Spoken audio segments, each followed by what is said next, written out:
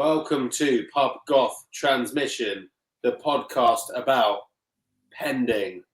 I am your host, Archie Farrer, aka The Big Waft. With me is my co-host, Dr. Adam C. Jones. Hello, everybody. I'm doing all right. Just wrapped up the latest in a series of very communist meetings, which, by their very nature, are very boring and bureaucratic. Yes, I have been discovering a new... You know, like normal people, when they get really excited when they discover a TV show that they really love, and there's like all these episodes, and like, oh, I can't wait to tuck into this. I've discovered that, but it's like 2 to 3 hour videos of 2 or 3 men in a room talking in painstaking detail about the origin of various weed strains and all the various myths, and get incredibly into the weeds about whether it's an F1 or S1 or bag seed reversal, or whether that was whether there were 2 cuts, you know, one in the Northwest and one in the Netherlands. I've just been absolutely dining out on this shit. How many of them are from the USSR? Because I know they had those little like cannabis growing badges, and I've heard legends of like Stalinist weed. I don't know much about that, but I would really love to learn more about it. I mean, I wonder to what extent it's weed or to what extent it's hemp, because generally in Europe, it was more hemp that was cultivated. The claim to fame really of that area of the world is ruderalis. So generally, if you're growing cannabis, you need to flip the light cycle. If you're growing it indoor, you need to flip it from 18 days, 18 hours of light to 12. But then there's ones basically in like Siberia that don't need that, so they crossbred that back with everything else, and you can just keep the light 18.6. Also, if you're growing outdoor in the UK, can plant them around May, harvest around August when it's sunny. Whereas if you get a classic photo period strain, you're going to be harvesting it around October, high risk of bud rot. So, thanks to that Siberian weed, ruderalis, and it's crossing back, you can actually, not that I'm advocating this or recommending it, but if you're going to break the law, which I will not recommend doing, you can grow auto-flowering strains in the UK, harvest them around August. Actually not bad if you have a half-decent summer. I mean, as someone who regularly does podcasts, various advocating for various law breakings, I always say it's most important that, one, you do not break the law, especially in a recognisable manner, by which I mean you don't get caught. The ancient Cockney maxim of my people. Yeah, although I recently learned about something called Australian bastard cannabis, and you Google it. That's a good thing about doing a podcast. I can, despite like this probably goes against Adam if you've read his latest book, but you know you should just Google it. Yeah, you can just Google Australian bastard cannabis. It's like a stealth weed that doesn't look like weed when it's growing.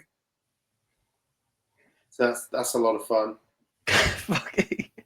I like when they called it Australian bastard. I'm assuming so because, I mean, there's enough Australians that are rich enough, but at least high enough to try and get it through Singapore, you know, what William Gibson famously called Disneyland with the death penalty, and then more or less getting one-shotted by the ghost of Lee Kuan Yew. Have you ever been? I've been to Singapore. I've not been. It sounds like a cyberpunk hellscape, but lovely. You know, good cocktails. Yeah. I was about 18 years old. I was only there for a couple of days. I did go to a nightclub on one of the nights. My older brothers took me. I remember that. But yeah, I don't think my dad lived there for about 18 months. It's not somewhere that I could spend a lot of time. Although this is going to sound fucking weird as a white British man, but I actually really like the climate there. I like hot, sticky, wet heat, sweaty, because I have horrific eczema, which I'm sure will be a recurring theme on the podcast. So strap in for that. But yeah, no, actually, that's the one part I can tolerate is the climate. But yeah, it is very much just an authoritarian cyberpunk hellscape. Stay tuned for our upcoming segment, Eczema Exhibitions. Yeah. Do you know what? I had a terrible flare-up on Friday, and then you know what happened on Sunday? I trapped a nerve in my neck moisturising. This is, you know, what have I become? Well, to be fair, that's why I started the podcast, because I turned 30, I'm a white man, and on New Year's Eve I said to Adam, let's start a podcast, and he said, yes. So that's why we're here. And I guess we should probably talk a little bit about what this podcast is going to be about, because I did just say pending. It's going to we're going to talk a bit about current affairs, maybe a few anecdotes. What is a pub goth? We should probably define our terms. You're a learned man of academia. How would you define the term pub goth? You know, I would say ask for a theory of pub goth, but just a brief definition. I mean, I can't give you a brief one, but I can give you a little bit of a spiel. I mean, when I always think of goth, I always think of what Mark Fisher talks about when he talks about goth, which is this idea of, it's very much an aesthetics of decoration. Yeah, it's aesthetics of decoration. Like everyone gets really really basically dolled up. You're in sort of the very sort of post sort of aristocratic looking. Your girdles, your chains, like your vampire suits. You're looking like Count Orlok, with more of a showering component. And he always said it looked like it was almost aristocratic, but it was kind of egalitarian at the same time. It's like there's an unconditional demand on every goth to look kind of excellent. And pub goth is the exact opposite of that. It is the goth without the effort. It's not quite like health goth when people were talking about like black tracksuits and black like gym wear. Pub goth for me is defined by the pint. Basically, it's goth that's secure, doesn't need to know that it's goth that's already spent enough time in the goth mind. Yeah, it's almost it's kind of the problem with the health goth is that it's coming from the aesthetic angle, right? So I want to look like this, and it's kind of that kind of aesthetic lifestyle kind of thing. And the pub goth is an inversion of that. It's the anti that, right? You can be sitting there in your like, I don't know, your plaid shirt and your blue jeans, drinking a pint of bitter in a pub, and you can still be goth because you'll have a little earring or something, or you'll be talking about Sisters of Mercy. It's like it's a sort of your goth spirit transcends the need. You just need a little touch, but it fuses with just the blokiness of the pub in a way that kind of it rids it of its pretenses. Yeah, I feel like pub goth as an aesthetic, it's goth minus the effort. It kind of reminds me of like, it's like, okay, like we're all also metal people. We all like listen to Metallica, but we don't have to like prove that we're like into the music we like anymore through Exactly. aesthetic identification. Like if someone puts it on, it's like, yeah, I really like that stuff. Like, I don't look. It's the opposite. Name 3 songs. I can name 30 songs, and I can name the B-sides of the singles they're on, the year they came out. But I don't look like I should know any of those things, nor do I need to. Like Black Sabbath is kind of pub goth because they're just a bunch of guys from the Midlands. Yeah. Like, Judas Priest aren't. I was almost kept awake last night thinking of this because this is a real edge case. Is Mick Hucknall pub goth? I mean, his name sounds very pub goth, but I can't think of any reason why Mick Hucknall would be pub goth. Okay, yeah, but I think it's borderline. I don't know what it is. It might be just partly because his name is Mick Hucknall, but also, I mean, he's from Manchester. He might be sort of, an adult contemporary soul superstar, but he has a kind of connection to that sort of new romantic kind of era, that kind of Joy Division thing. He's kind of got that connection. He lived in that, that kind of squatted in failed housing block. He's kind of a part of that scene, and he would not look out of place with a pint of best in a pub. And I don't know, he's just serving pub goth in some way. I don't know. I feel like but I should also at this point, I need to credit, where does pub goth come from? Our friend Mac McKinley McBride, the most ridiculously Scottish name ever, also known as Nestor Mac Yes. I just made that up, but I'm sure he'd approve. He did coin the term pub goth.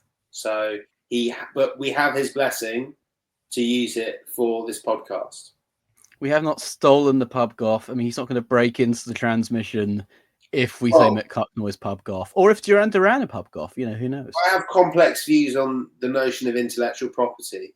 I'm a big believer that citation is very critical, but the privation of access less so. Look, folks, this is what you're going to get. We're not going to simply ask ChatGPT what pub goth is. No. You're thinking of fun. Let me tell you something about that, right? No, I know you've written a lot about AI and you've said a lot about AI, and you think you know why AI is bad, but you don't know why AI is bad. Everyone's hung up on frivolous, bullshit about why. Oh, AI is going to learn the nuclear codes. It's going to become sentient. It's going to be Skynet. Oh, or people say, oh, it's just a scam. It's just being used to scam people, or it's going to make people eat death cap mushrooms, or put super glue on their pizza. That's not the real problem. Okay, I'm going to tell you a harrowing story. Strap in for this one, right? On Christmas Day, my brother says, I'm going to write a quiz for Christmas. I say, okay, that sounds nice.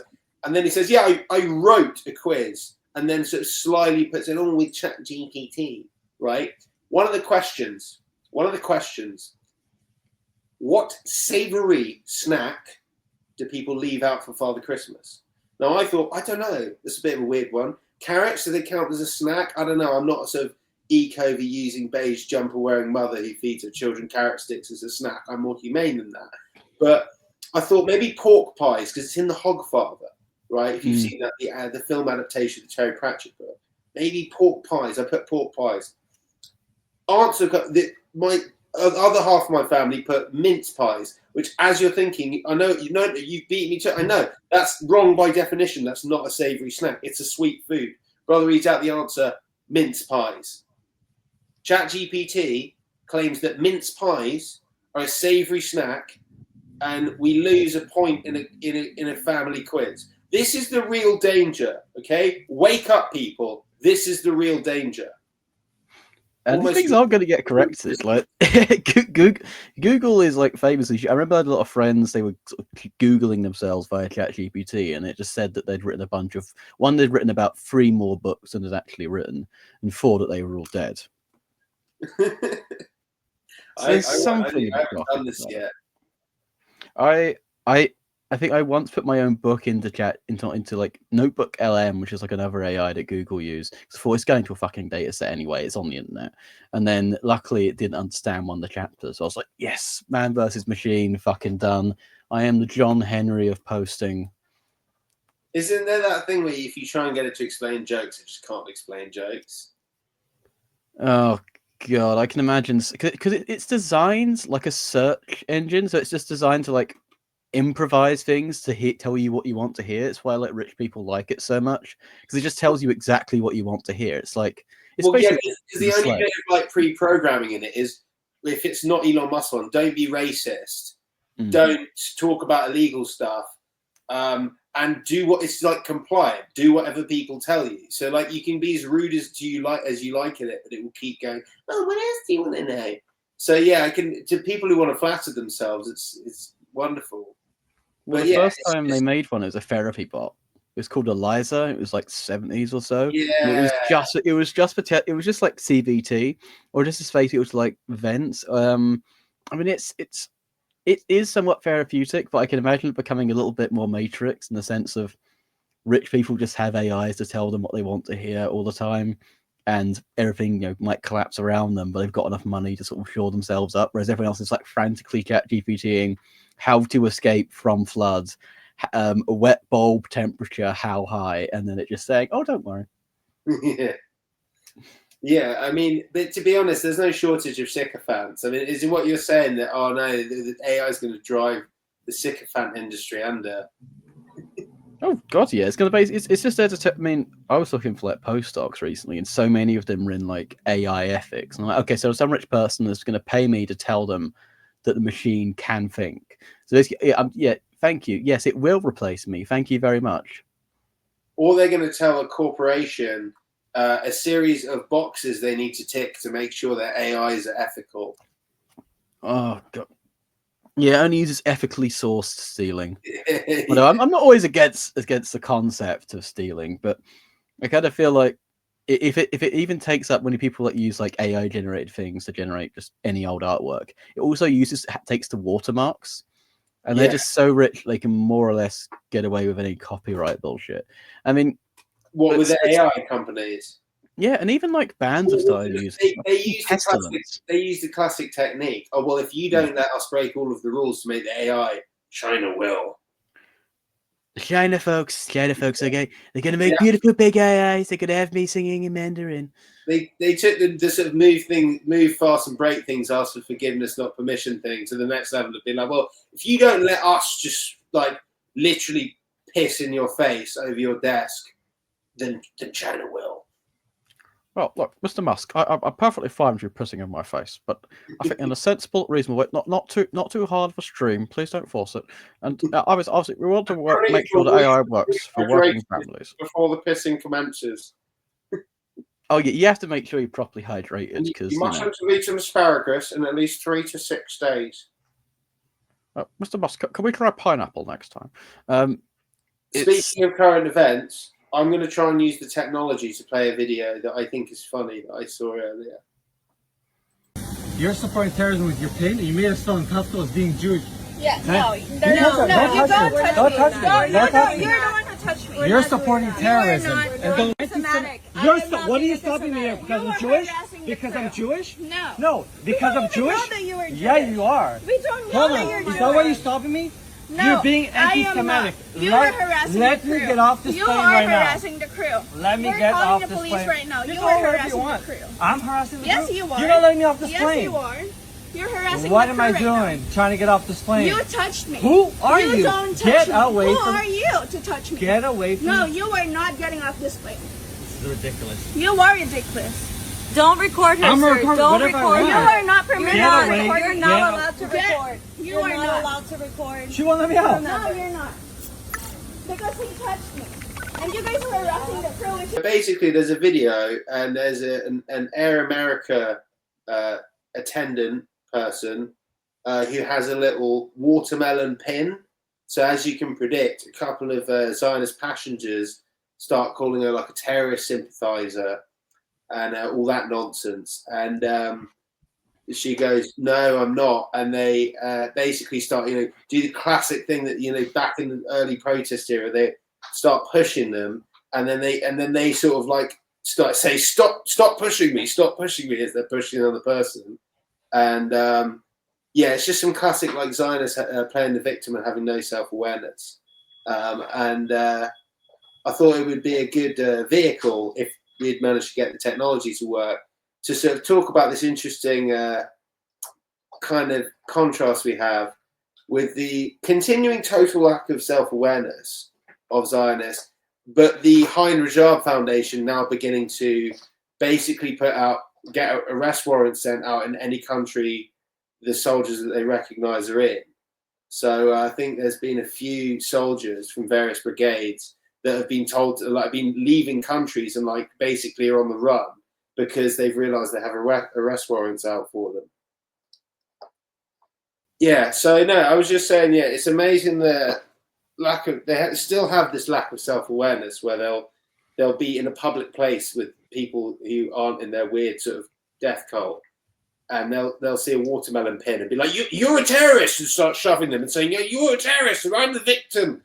And it's amazing that nothing seems to be able to pierce this kind of almost invulnerable layer. It's like that mate you've got, that person who just has an unbelievable amount of unearned confidence because they're too stupid to realize how completely obnoxious they are. And then you look at them go and you're like, "Oh my God, I'm so cursed with self-awareness. How are they able to just not see themselves?" And it's kind of like that with this. But yeah, it seems that the worm is turning now that they're starting to get arrested. I mean, to be fair, we saw the whole Tel Aviv Maccabi situation in, the brave, steadfast Dutch Mujahideen allowing the Tel Aviv Maccabi fans to find out after fucking around. And this seems like a progression of that with the Hein Rajab Foundation going after these soldiers. I mean, they literally posted their war crimes on the internet. Surely, even for them, they can't just completely get away with that. But yeah, it is amazing because actually I do think that when you look at the situation there, Israel have been really struggling. But if you're a sick little freak like me and you literally sit on Times of Israel and Jerusalem Post reading through comment sections of Zionists just to try and understand it. I know they're English language, but it's better than reading the Hebrew translations that just gobbledygook. But to try and get a pulse of they are so incredibly deluded. There's one guy who comments on almost every Jerusalem Post article, and I absolutely love him. And his name is Larry M. Goldstein. And the reason I know that is despite the fact you see his username, he signs off his comments. So he'll write a comment like, I think that they'll wrap up the situation in southern Lebanon really quickly. Larry M. Goldstein, and I crack up every time I read it. Keep doing what you're doing, Larry. But the level of delusion is incredible. But it seems the two things that crack through it is, apart from you seeing 105 shells, is people getting arrested and their soldiers dying. They just can't hack that. If you read the comment sections to most of these, no, this is rubbish. No, it's all fine, whatever. But if they read about one of their soldiers being killed, they lose their minds, and they're like, why are we sending in troops? Why don't we just bomb it a lot? Like, that's not what they've already been doing the entire time. And it's just, I think it's interesting, the level, because we also know, if you've been following it, how much they've been holding their casualties down. They've been literally like shuffling, trying to sneak casualties in here and there without really telling anyone how much has gone on. And if you read those comment sections, when it does leak out, you understand why. Like, there's this sort of like 6-inch thick layer of complete delusion in the Zionist mindset that you see in these events, like when they're just like bullying a random air flight attendant for having a watermelon pin. And then you realize that's how they've managed to kind of go so long into this war without achieving a single objective and not like smell the coffee, that they're kind of effed in the long term. But yeah, so I rambled on a bit. Now, they're fucked for the same reason like Rhodesia was fucked, or like apartheid South Africa when they invaded like everyone around them. And I think you kind of have to have that level of essentially delusion, because ultimately, for the idea of Israel, for a lot of people that ends up sort of moving there and settling there as settlers, because it's a settler colonial state, it's basically like a real estate thing. Like, you just go over and you could have this land. It kind of reminds me a little bit of like the villages in Florida as like retirement homes, and it is just one big gated community. Yeah, including like some of those islands in like just off Miami where they have like their own police forces. They don't let anyone come in. Yeah. It is completely isolated, like a very sort of modern, sort of middle class kind of village where there's just a wall of simulations, the wall of like communications telling you how great things are going and how great things are going to go for you, and you can't have any interruption for that. And probably it's because easy to see. Sorry to cut you off. How much, if you're following them, how much the propaganda ratcheted it up during the Lebanon invasion. It went nuclear. Like, every story was, it just killed 1 billion terrorists and uncovered all the weapons and destroyed all of it. And like, you could see they were really trying to cover up something. Sorry, go on. Well, I had a comrade who's was actually grew up around the kibbutzim that were assaulted on October the 7th, and he was saying he was translating some stuff for me, being like, well, they didn't even listen to their own listening posts, because I mean, this is why I think Israel is the startup nation, as they like to say, because it's structured these days like a startup, which is you generate hype and hype and hype and hype that your sort of country, or company at this point, which is aiming to deliver something, which is Greater Israel, a totally secure settler state for everyone who wants to settle there, done. And because it can't actually deliver that, because every time if you treat people under apartheid and genocidal conditions, they're going to fight back. You can't. It doesn't clash with. It does clash with the hype, and so people were essentially going, well, it doesn't. It can't work like that. It reminds me of a joke about the 1848 revolutions. This is a joke I'm going to say, where essentially the revolution, Europe is exploding in like social revolt. The Chancellor of Austria, Metternich, goes to the Emperor and says, "My Emperor, there are people at the gates. They want to overthrow you." And the Emperor just turns around to Metternich and says, "Well, they can't do that, can they? And because you can't take in it, they can't take in new information that doesn't just reinforce what they're already doing. It's the same thing as tech bros and billionaires. They just want the same reinforcement all the time that the project is going to work because it works. This is one thing that can't move, and so everything has to move around that, because that's the foregone conclusion."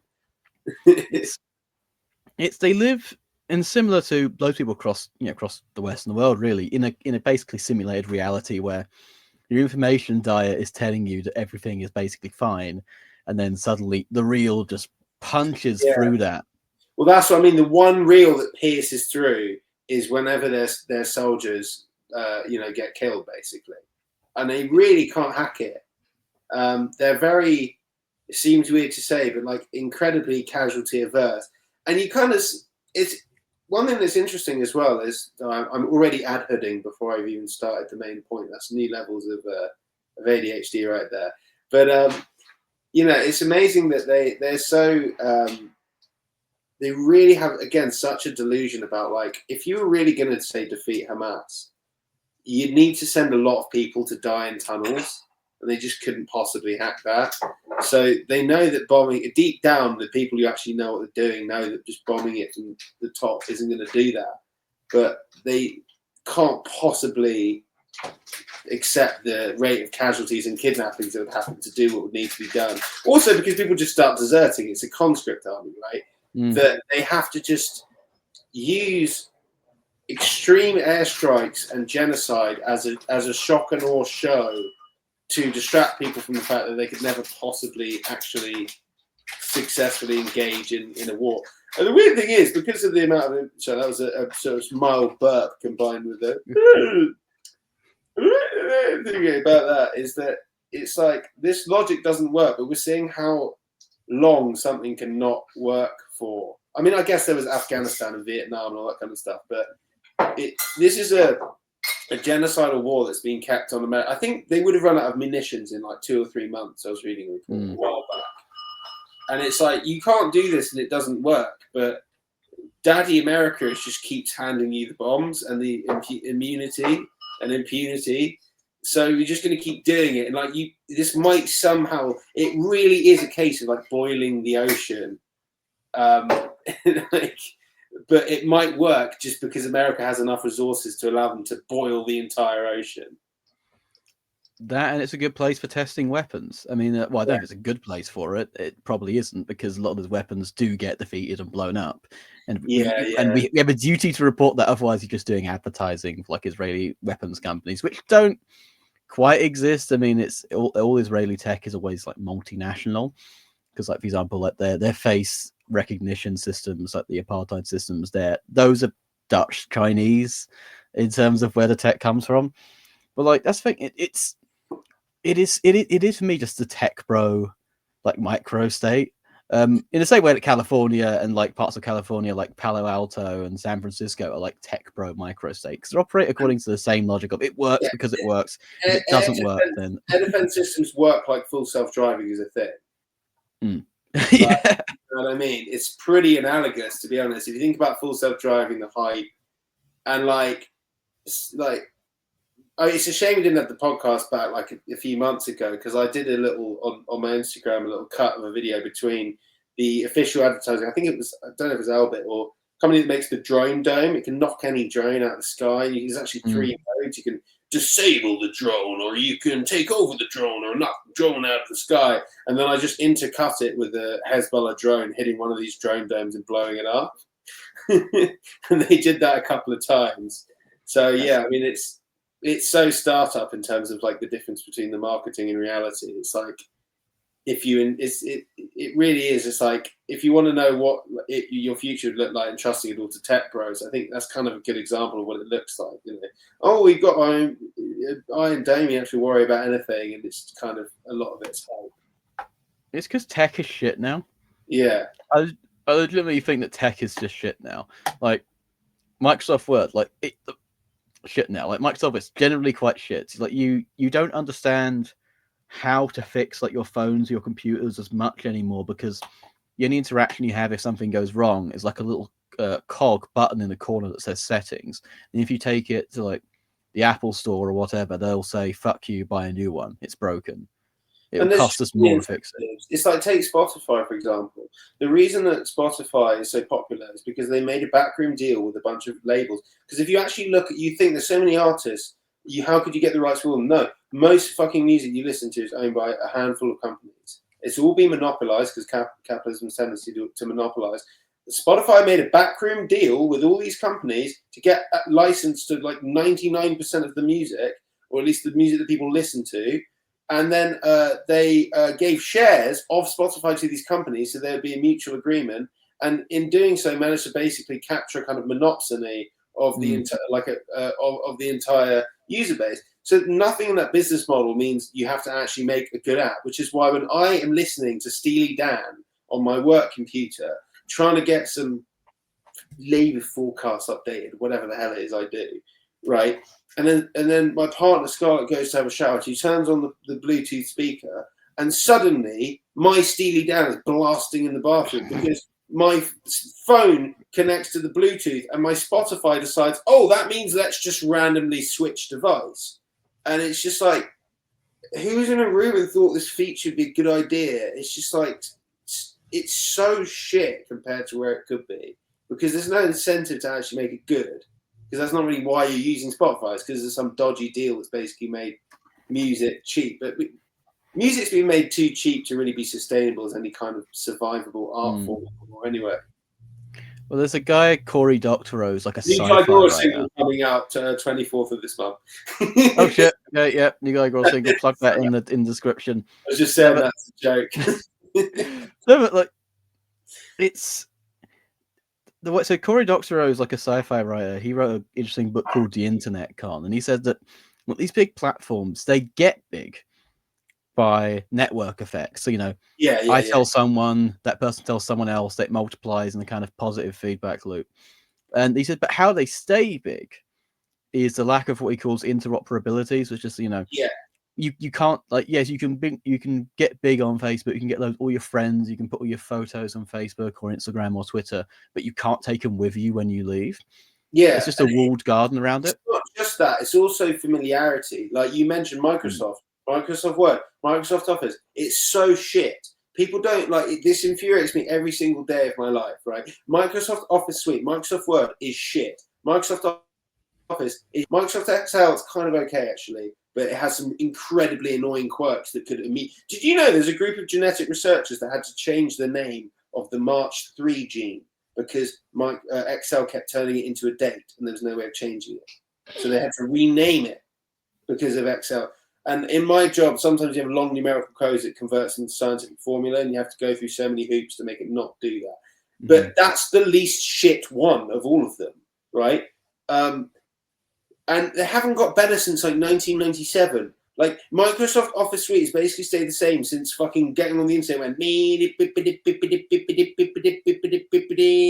It's the same shit. They've barely done anything to it. Office 365 and the whole it's a fucking mess. It's an absolute mess. But no one bats an eyelid at it because it's what they're used to. See, why? I'm sure there's people who've made. I think there's something called LibreOffice. There's like so many people who've got to make better versions of all of this shit. But no one uses it. It's like, yeah, but I know Word. It's what I'm used to. It's what I know. So I think even beyond interoperability, like people are infuriatingly unwilling to try new things and just go back to this familiarity. Well, it's because so many of like the things we're used to using are already in like Word files. Because I use LibreOffice, but I'm like, oh fuck, I want to convert all my footnotes to EndNotes. What's the one system that can do that? Fuck. And you can't own it anymore either. Because I was looking at like, okay, I need to edit my fucking PhD. Okay, Microsoft Word. I still need Word anyway, just in case. So I'm going to buy Word. Can I buy Word? No.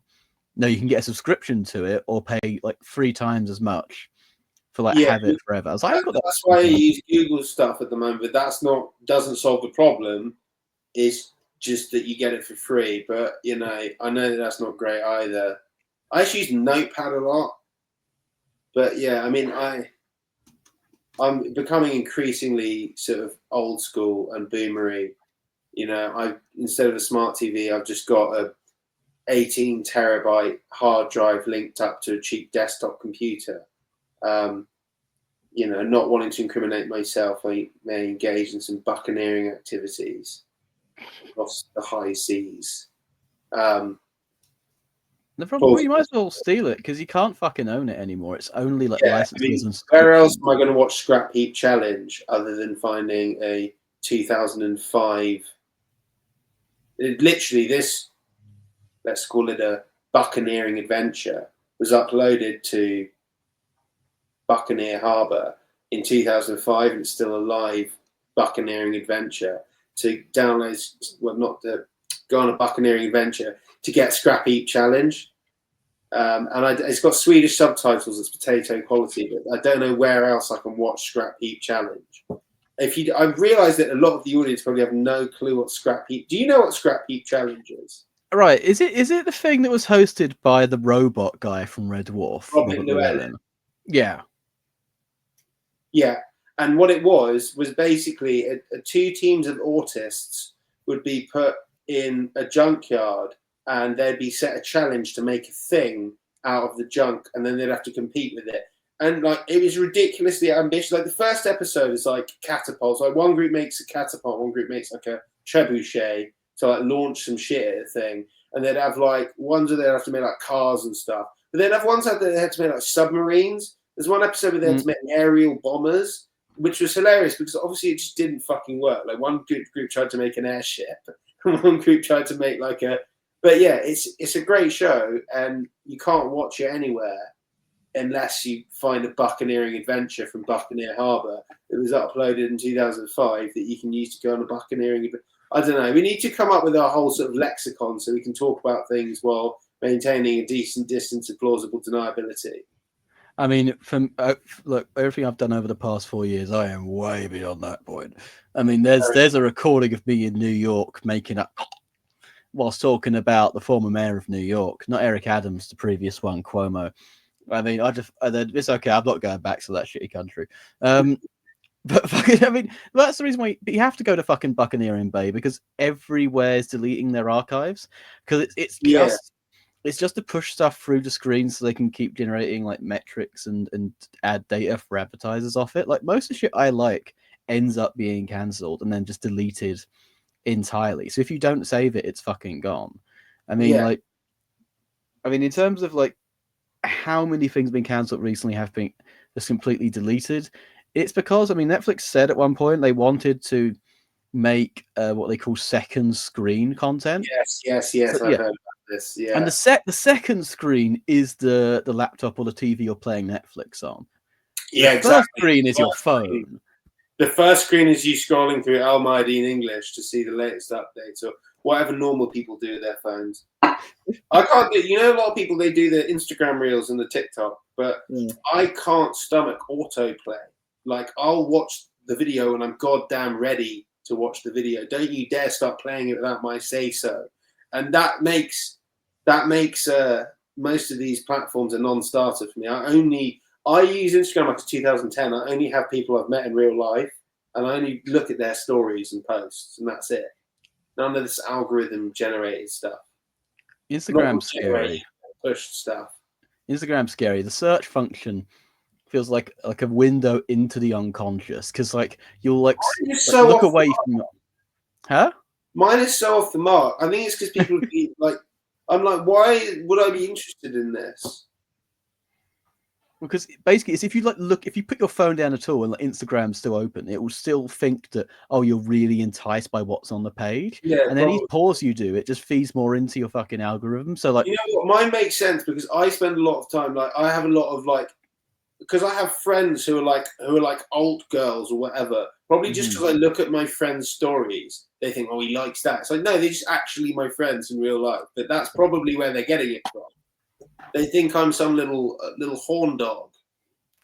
Yeah, and half it's AI generated anyways. It's like, okay, we've AI generated you some goths, and it's like, sorry, what? Yeah, that's why you should only add people on social media.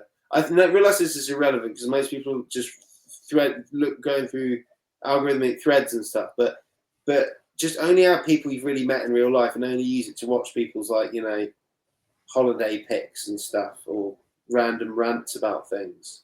Follow me on. Right, anyway, but that's a good segue. We talked about saving things so they don't get lost.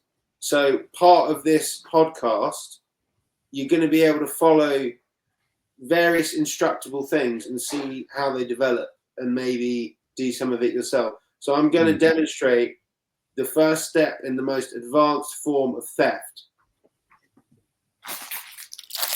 I have here a packet of Tesco brand Scotch bonnet chilies, right? Flavor Town. And I'm going to use these to cook something. But first, I'm going to open up the packet. I realise I've not got a microphone. Right. You want to take one of them. You want to cut off the top of it, right? Realize this is slightly out of shot. There we go. I raised it up a little. Cut that boy open. Get the seeds, right? And you want to keep like a little containers, like little spice pots are really useful.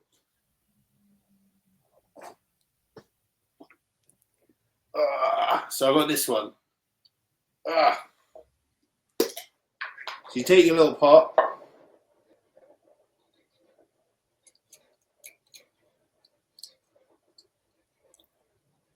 Oh yeah, look at that. Look at them seeds. Oh, they're going everywhere. There we go. I've got a bunch of them. Viewers, remember to wash your hands after handling these. You do not want to touch your genitals. Notice that I only held the outside. I've not touched the inside of the chili, but my hand is still going to be spicy. But Adam is absolutely right. You've got to be very careful with this, especially if you're intending on engaging any kind of intimate activity. So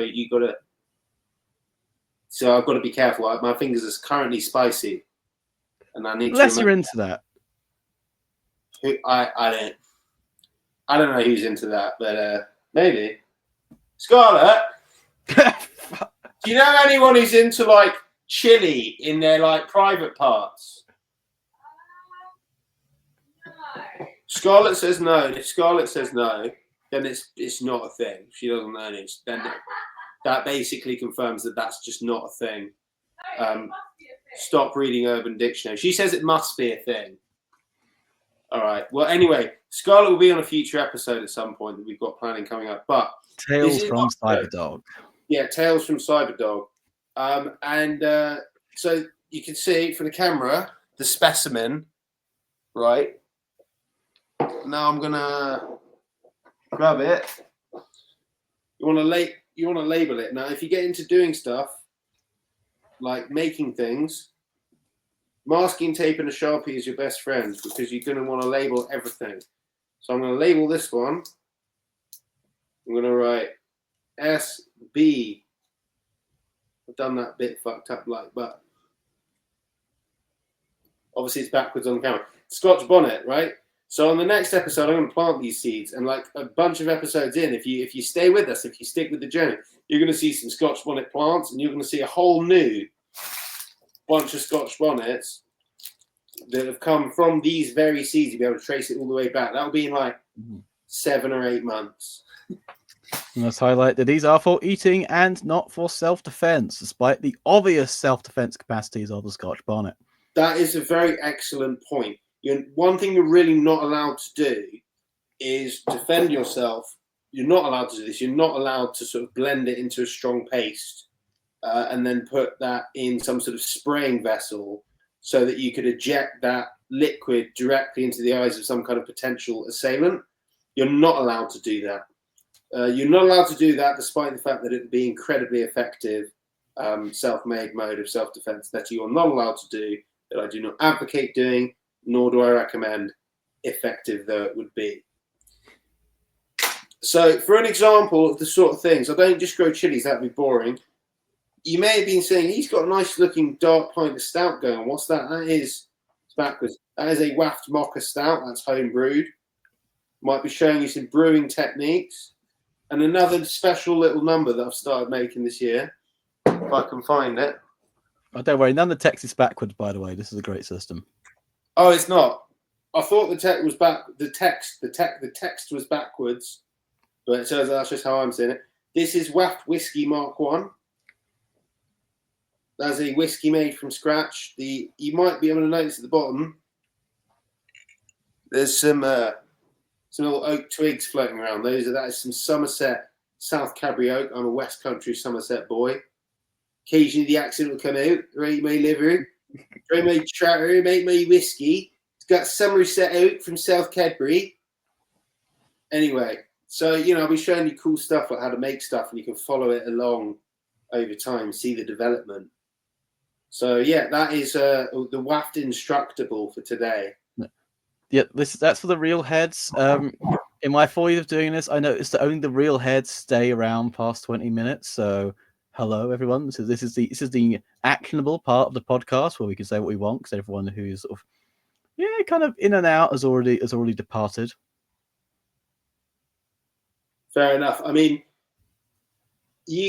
what we should do is you look at the metrics, and I won't. That way, only one of us will become audience captured. Oh, I mean, if you want to read about audience capture, you can read all about it in my new book, which I don't have a copy of because that is the publishing industry. And Hang on, I'm I've got a renting copy it of from my it. boss.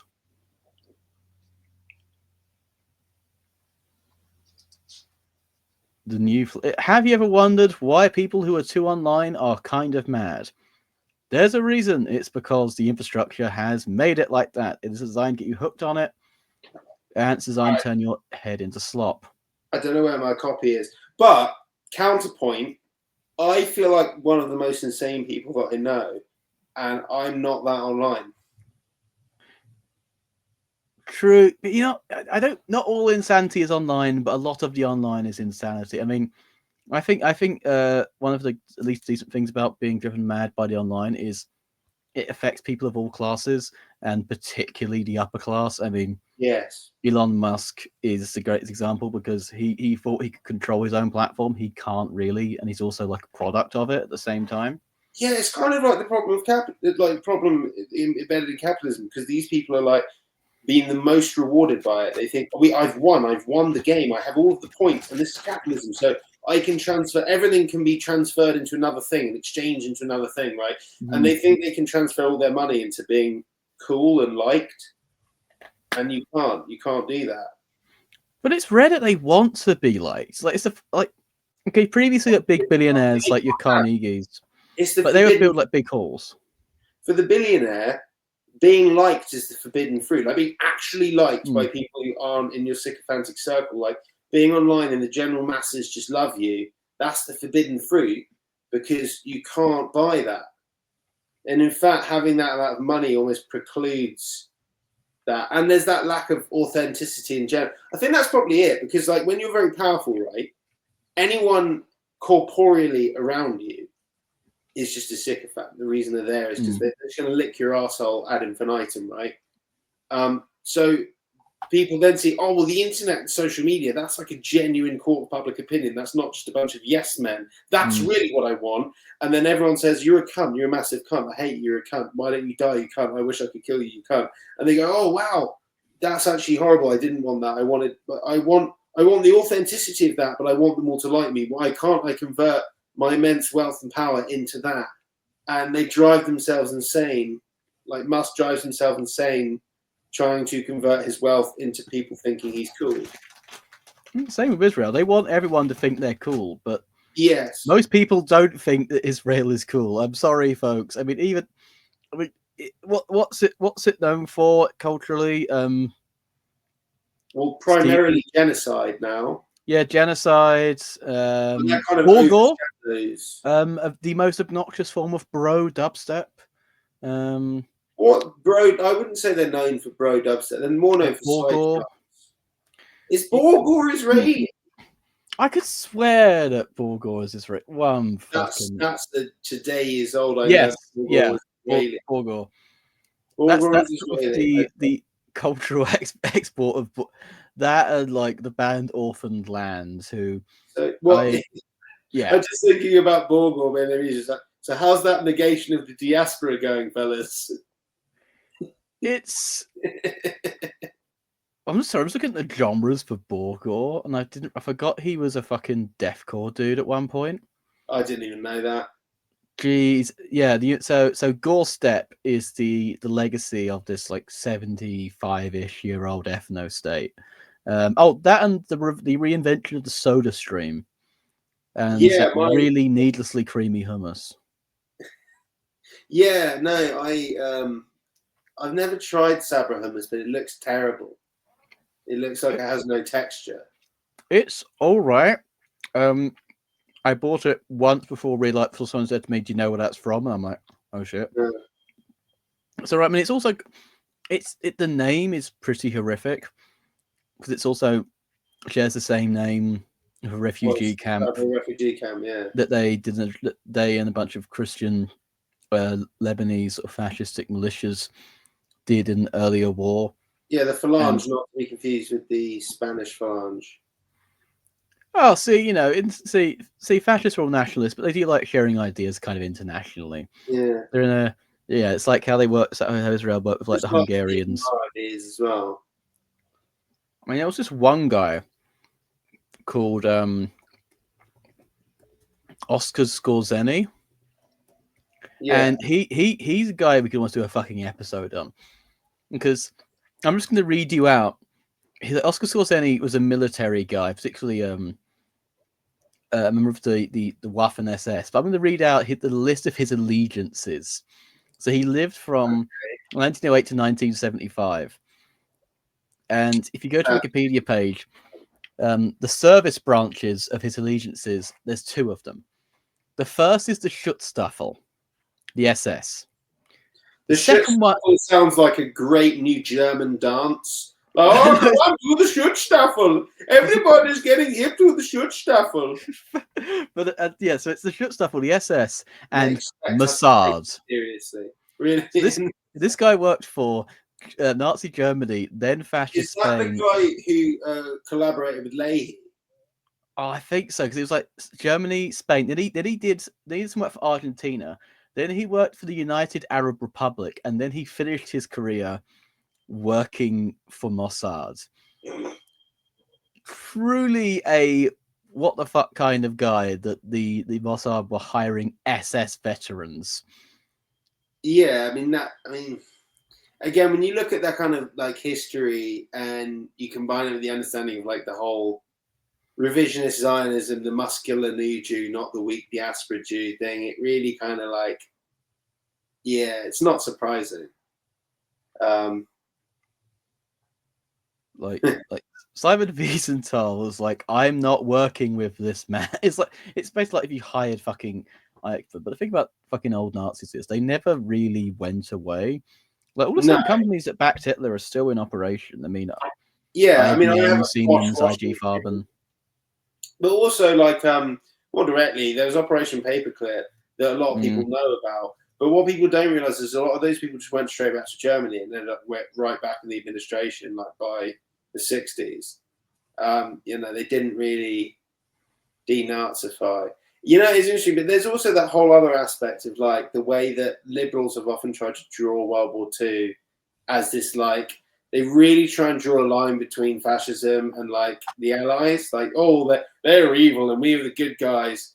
And I was rewatching Ken Burns' The War. I don't know if you've seen it. I have a soft spot for Ken Burns documentaries, and I was watching it, and it's amazing how they like try and make it like, oh, he called America the Mongol nation and all this sort of stuff. And it's like he was mainly inspired by Manifest Destiny, and like they tried to do this whole like thing where they talk about slavery in the segregated army, but still make it look like, oh, but it's so different from fascism. And it's like, you're not even doing a good job of making them look very different here.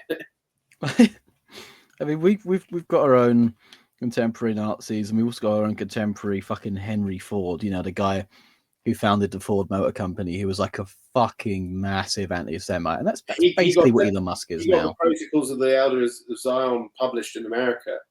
I got that stupid Russian conspiracy book. Yeah, he's like an OG. I mean, he's about as much an anti-Semite as Hitler. But do you want to know a really funny, hilarious fact about Henry Ford is that at his company, they employed a huge number of immigrants.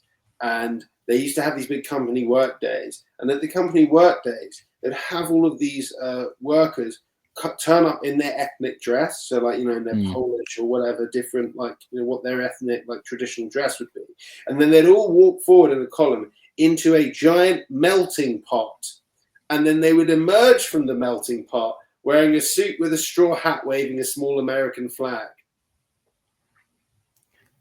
There's a picture of this. This isn't a metaphor. This was literal. You see.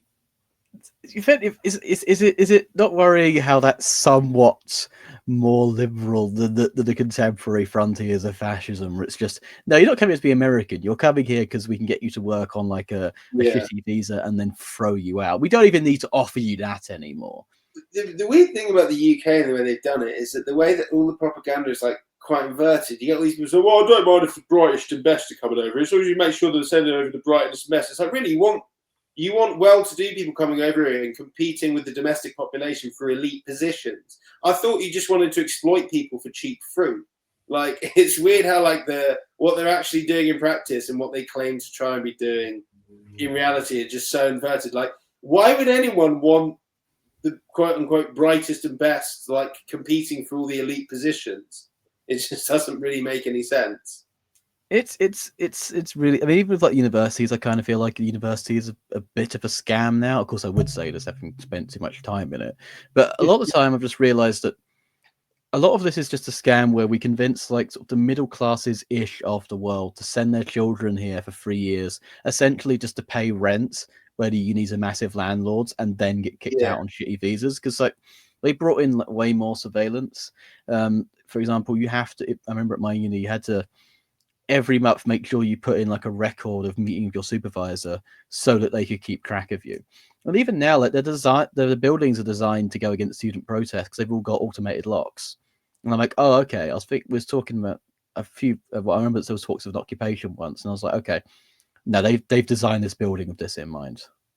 Yeah. I mean, it's crazy when you think about it, because I just think like back when I was in uni, though, I was a terrible student. I was still a Tory when I was at uni, so I had no consciousness, and like that's kind of partly why I feel a need to speak out, is because I think a lot of people who have always been relatively left wing don't realise how terrible their arguments sound to people who don't really agree with them. How did I manage to get in Queen Mary University in East London? I managed to get pretty much to the right age of about 21 before I started seriously shifting toward the left. And it shouldn't have been that hard. It shouldn't have been that hard. But yeah, no, it's crazy to think about how they build all this architecture for like almost children, like 18-year-olds trying to organize themselves. But I guess that's it, you know. I mean, I think a lot of people have become sort of more leftist. So more or less, I think, because like, you know, a lot of people as they grew up, they were growing up with this idea, you know, if you did A levels, it was the idea of, look, if you don't go to university or a good university, you know, the Russell Group, which is just a group of people who got together in a hotel off Russell Square and said, like, we're going to be like the mafia of universities. And like, if you don't go to a good enough university, you're never going to get a good job. You're going to do this and that. And it's this idea of social mobility at any cost. And now I think people just realize, oh, well, you know, I've done that, and I didn't get my promised social mobility. You know, they didn't get sort of middle class existence that, in a way, they were kind of promised. Yeah, I mean, because if you think about it, and this is massively oversimplifying a hugely complex topic that we probably get into, but like, if you think about it, I always think, what do we even do anymore? We haven't had an industrial proletariat in this country for like 50 years. What is anyone doing anymore? And really what it is it's like finding ways to further abstract forms of business, for lack of a better term, in order to figure out various different productivity gains that can be managed by people who can be paid enough to basically have elite positions, right? That's kind of what people call it, the professional managerial class or whatever. But there needs to be enough elite positions for people to move into. And yes, these elite positions are just new forms of management around abstracting and eking out like measurable productivity gains in certain areas and doing something called consulting. And if you don't know what consulting is, just briefly remove the salt and you've got a good idea of what it is. But it's really just it's a con. If you didn't, it's a con that exists so that there can be university graduates having well-paying jobs to maintain the necessary social stratification, basically.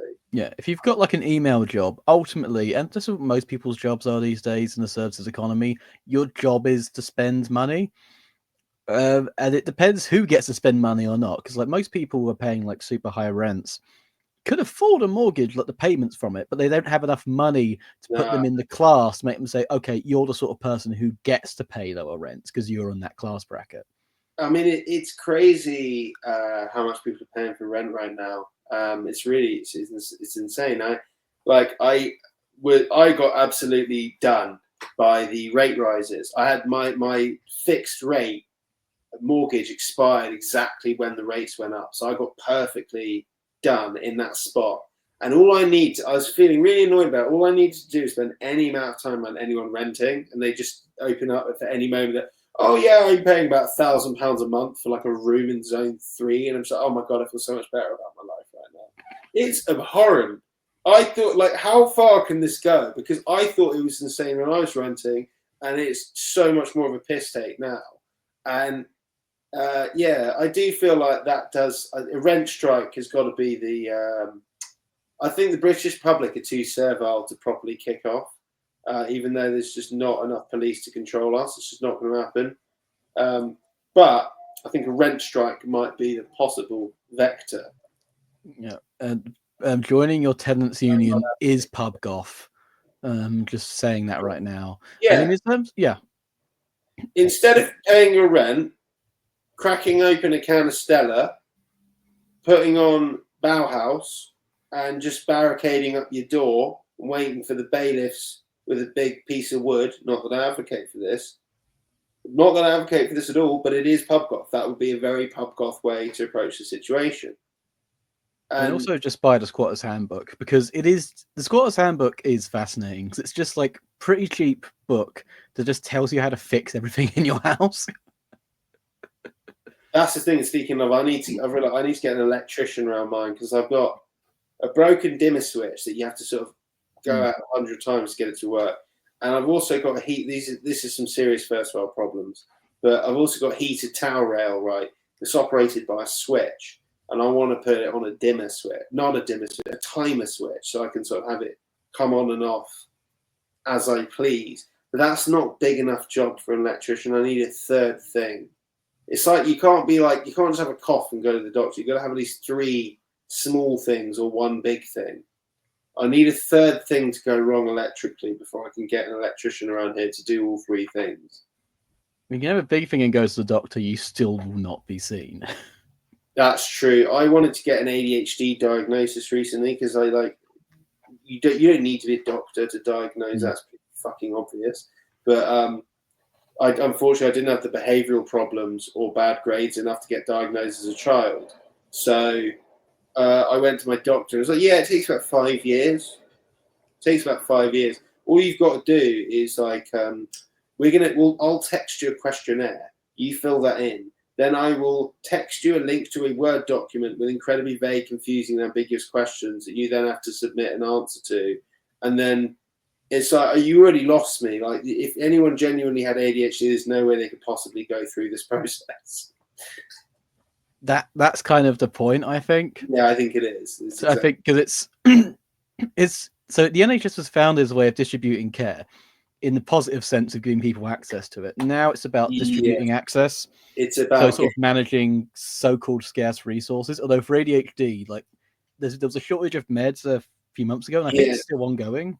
Yeah, I think someone did a good video about this, about how it's kind of a manufactured thing in order to boost prices, like a lot of these things. But yeah, I mean, the thing about the way that my mind works, as you probably see as this unfolds, is that I go immediately from how long does it take to get diagnosed with ADHD to how do you synthesize amphetamines in about 5 seconds.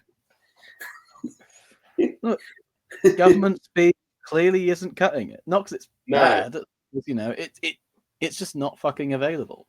No. Well, it is, but we don't. If Crustpunks could do it, I'm sure I can figure it out. Figured out more complicated stuff. Are Crustpunks honorary pub goths? No, because the problem with Crustpunks is they're the sort of people, they don't go to the pub, do they? They go to the offie and they just buy a can and they maybe try and sneak it into the pub.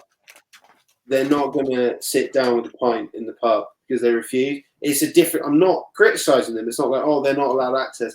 Crustpunk is just a different thing from pub goth. They're almost, you could be a crossover where you just sort of, but they kind of almost mutually exclusive. Because the pub goth isn't gonna, like, they might actually know, a pub goth will crack open a can with a Crustpunk, and maybe a Crustpunk will pop open, you know, will get a pint in the pub. They'll moan about the price though, but generally they're slightly 2 different worlds, you know. They're more like relatives than they are. Yeah, exactly. The Crustpunk is at home on the street, You know, like a cross punk is like an outdoor pub goth. You Mm. know, like when you have an outdoor dog and it like lives in a little kennel outside, or like an outdoor cat that will like eat roadkill rather than like, you know, food. That's what crust punk is to a pub goth. I mean, I don't know. Maybe it's just me living in a city, but usually the roadkill around me is just other cats. I don't know. I don't know if we want to get into the cat cannibalism. That's a bit of a dark image, but you know, we got to make it goth. Coming on Pub Goth Transmission, cat cannibalism. Scarlett and I are planning on getting a cat. It's going to happen eventually. I have been saying I'm going to get a cat for the last 4 years, but Is he still going to be called Malcolm? potentially, but might also not be called Malcolm.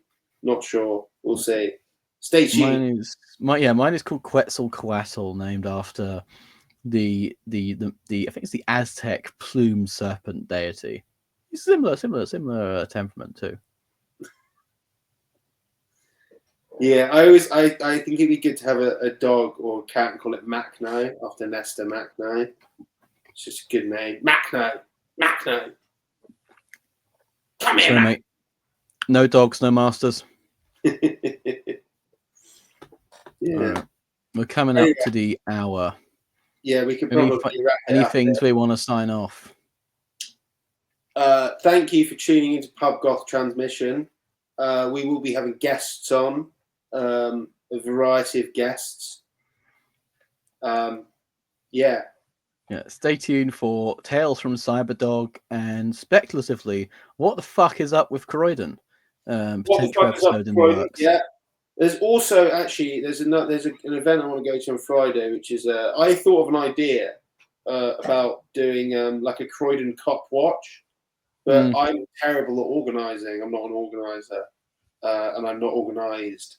But fortunately, someone else had the same idea, and it's really a thing. And they're having a meeting on Friday in Croydon, so I might go to Croydon Cop Watch meeting. If I'm there, I might say, "Hey, I've got a podcast. Do you want to come on it?" Oh, Not come on it. Like, as in, be a guest on the podcast, not, you know, but just be on the podcast, not come on it. Yeah. We don't need tributes, you know, there's no Patreon yet. Although Archie-based contributions. OnlyFans is as good as Patreon in terms of content delivery, so who knows? Also, can we ban the use of the term content? Because I hate the term content. We're making video. Let's not speak in the language of the machine. Right? Okay, we're making podcasts with video components. We are fundamentally making a form of art here, and it's not just content. It's content to StreamYard and YouTube, but to us it is art. Yeah, every time something goes wrong, we're sort of doing like a Brechtian alienation, what they call it auf Deutsch, an Entfremdungseffekt. And of course, gratuitous German is basically what we're saying. Yeah. Gratuitous German, that's basically what goth is all about. You know, what is Sisters of Mercy without the bit in Marianne who just speaks German randomly for about 30 seconds? Or if they're a Seppo, then they speak in a British accent and they're not. So I'm playing with my microphone now. It's quite fun. It's okay. It's giving it SMSMBs. It's not super audible, which is like they're not audible at all. But yeah, actually, I might as well sign up with that. Sephos, comrades, good friends. The accents don't exactly work. They just sound Australian, unless you are Al Jorgensen from Ministry, where it doesn't sound British, but it does sound good. Yeah, I do like Ministry. And on that note, I might as well sign off, eh? Peace out. Catch you later, folks. Cheers for listening.